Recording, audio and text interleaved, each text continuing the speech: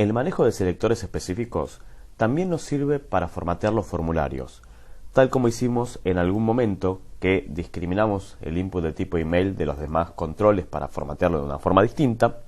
Sabemos que los radio, checkbox, email, number no son etiquetas formales, por lo cual no podemos buscarlo por nombre de etiqueta, sino que en realidad son todos valores posibles para el tipo de input que queremos trabajar. Por lo cual, todo lo que hace a la interacción de formularios que dependan de un tipo de input se va a buscar por atributo. Entonces, vamos a trabajar con un input de tipo email, submit, password, checkbox, radio, etc., tal como hicimos en nuestro CSS en este lugar, donde el input de tipo email tiene un color de fondo lime. ¿Lo pudimos haber buscado de otra forma? En realidad no, salvo que fuésemos al formulario a darle una clase o un ID distinto, pero si todos los inputs de tipo email se tienen que comportar igual, los podemos buscar por atributos. Ahora bien, los controles de formulario también presentan estados. ¿Qué son estados? En qué instancia se encuentra con respecto a la interacción del usuario, como sucede con los vínculos, el pasar el mouse por encima, que es el estado hover. En el caso de los formularios, ¿sí?, tal como sucede con los inputs, todos los estados se van a manipular con dos puntos y el estado que buscamos. Por ejemplo, tenemos el focus. El focus es cuando el usuario entró al control, donde está el cursor titilando, sea por el tabulador, ¿sí?, por la tecla Tab, o sea porque hizo clic sobre el elemento. Podríamos decirle entonces que todos los inputs que tengan el focus van a tener, por ejemplo, un background de color light yellow, un amarillo clarito, como para diferenciar cuál es el control en el que estamos parados. Entonces, mientras el cursor titila en el campo de nombre, tenemos el fondo amarillo. Tengan presente un detalle a nivel CSS: siempre que a un control le dan un color de fondo, pueden notar que el borde cambia del borde simple a un borde de los tipos Ridge o Groove, que son los que tienen un color claro dos bordes claros y dos bordes oscuros. O sea que vamos a tener que redefinir los bordes de los controles, sea en el caso del focus solamente o sea en el estado general. Entonces, le voy a decir a todos los inputs que tengan un borde de un píxel sólido y le vamos a dar un color gris, gris oscuro en realidad, un gris oscuro. Entonces, voy a la web, actualizo, y por más que se ponga el color de fondo, tenemos el borde que definimos desde CSS. De esta manera entonces evitamos que se genere ese cambio de borde al disparar el estado focus. Tenemos también el disable. El .disable va a aplicar a cualquier control de formulario que tenga el atributo disable de HTML, y de la misma manera tenemos el read only, los solo lectura. La única diferencia entre el read only como atributo CSS es que lleva un guión medio que no lo tiene el atributo HTML.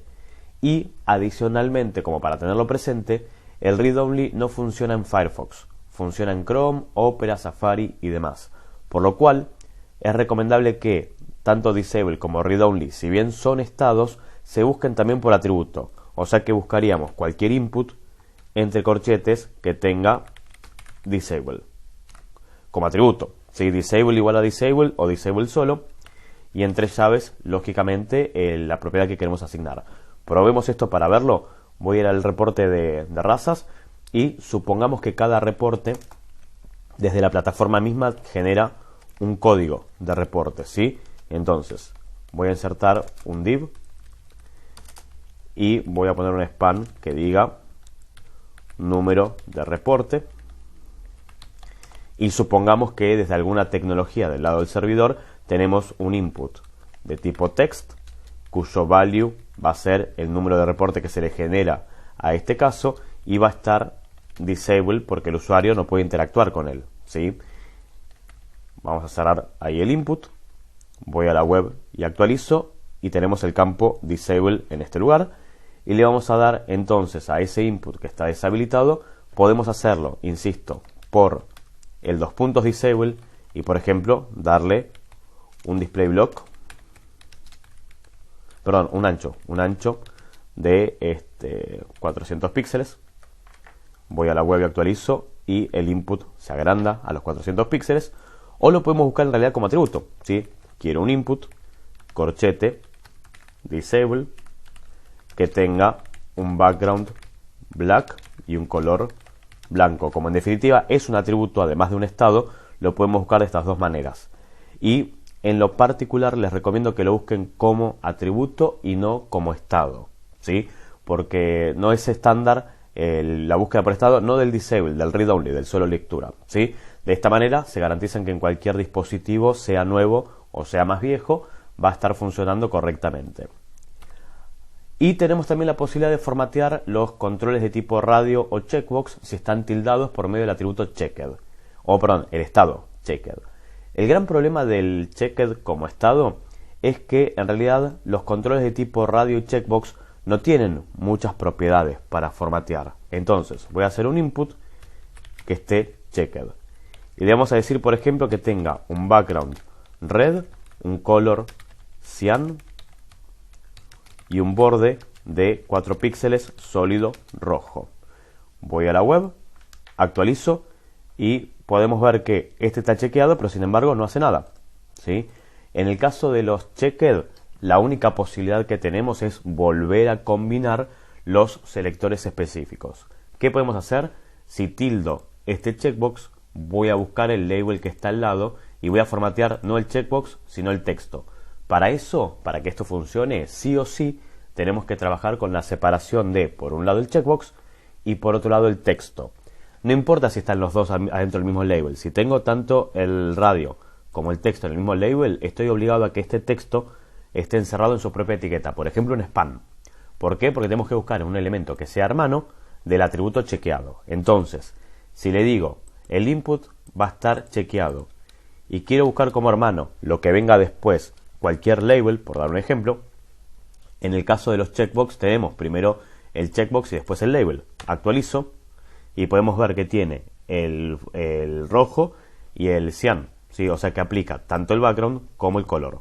El borde no se nota porque le puse el mismo color que el background, pero si ponemos un dark red como color de borde, podemos ver que efectivamente aplica el borde, el fondo y el texto. Entonces, si no está chequeado, no pasa nada.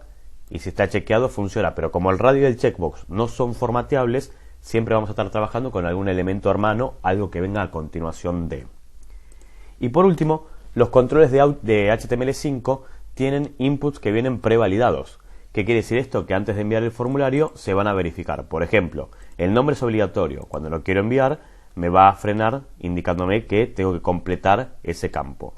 O, en el caso del email, también es obligatorio, vamos a poner algo como nombre. Sí, vamos a poner Germán como nombre. En el caso del email, está esperando un correo. Si lo quiero enviar y es incorrecto, me va a pedir que complete una dirección de correo. Vienen prevalidados. Antes de enviarse el formulario, se genera una validación. Podemos buscar estos estados también por medio de el require para indicar que un campo es obligatorio. Podemos buscar, en el caso de los inputs de tipo email, number y URL que esperan que el patrón, el contenido, respete el formato esperado. Podemos hacer también los valid e invalid como estados, que lo que permiten es detectar si el campo cumple o no cumple con el valor esperado. El único gran problema de valid e invalid y del require es que todo campo que sea obligatorio, por más que el usuario no haya interactuado, ya arranca siendo inválido, porque es obligatorio y todavía no tiene contenido. Entonces, podemos hacer lo siguiente. Voy a decirle que busque cualquier input que sea invalid y que le dé un background, o vamos a darle un color, red, de forma tal de que solamente suceda con el texto que el usuario escribe. Entonces, actualizo y como este email no cumple con el patrón esperado, tira el color rojo del campo inválido, ¿sí? Lo mismo va a pasar en realidad con el nombre. Fíjense que el nombre tiene el cursor titilando en rojo porque es require, es obligatorio. Si yo hubiese puesto a cualquier otra propiedad, por ejemplo un borde, quiero que el borde tenga el color rojo. Cuando voy a la web y actualizo, ya me marca el borde rojo propio del nombre porque es obligatorio. Hasta que yo no escriba algo, el borde es rojo, ¿sí? Entonces, por ahí es mejor trabajar con el contenido de forma tal que el usuario, mientras va escribiendo, se entera si está bien o está mal el contenido, y una vez que se fue, quedará el color que corresponda si está mal, ¿sí? Y si es válido, obviamente, podríamos decir que cualquier input que sea válido tenga un background color light green y un color verde oscuro. Entonces, cualquier campo que pase satisfactoriamente la validación, por ejemplo, desde el momento que pongo un carácter en el nombre, tengo la indicación visual de que ese campo es correcto. Tenemos el problema de que sucede lo mismo con lugar y raza. Como no son obligatorios, están perfectos, ¿sí? O sea que por ahí habría que combinar todos estos selectores de forma tal de afectar o solamente a los que tienen la validación automática, el input de tipo email, el input de tipo URL y el input de tipo number, o a todos los que tienen el require, de forma tal de que los demás que no son obligatorios y no esperan un patrón en especial tengan el color normal, ¿sí? Como sucede con el país, que no tiene ningún color de fondo, porque se trata lógicamente de un select, ¿no? Pero para que no quede ya verde algo que en realidad no pasó por ninguna validación, simplemente es correcto porque no espera ningún contenido en particular. Pero de esta manera podemos aplicar ciertos formatos sin tener que estar buscando etiqueta por etiqueta, sino en base a lo que sucede a nivel contexto. Si el usuario está interactuando, si el control está deshabilitado, si está chequeado o no está chequeado un input y si cumple o no cumple con el patrón que está esperando ese campo en particular.